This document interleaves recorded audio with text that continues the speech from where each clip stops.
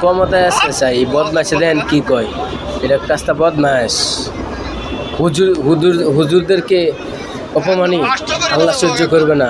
BNP জীবনেও ক্ষমতায় আসতে পারবে না ইনশাল্লাহ। ইসলাম এদেশে কায়েম হবে ইনশাল্লাহ। আপনি একজন চেয়ারম্যান, বাংলাদেশে অসংখ্য চেয়ারম্যান আছে না নাই? তো সব চেয়ারম্যান কি একই সুরে কথা বলে? বলেন, ইসলামের মধ্যে ভেদাভেদ হবে কেন? চেয়ারম্যানই করা এক জিনিস আর ইসলাম এক জিনিস। বিএনপির উপর গজব করুক আল্লাহ। আপনারা তো বুঝাইতে পারবেন না।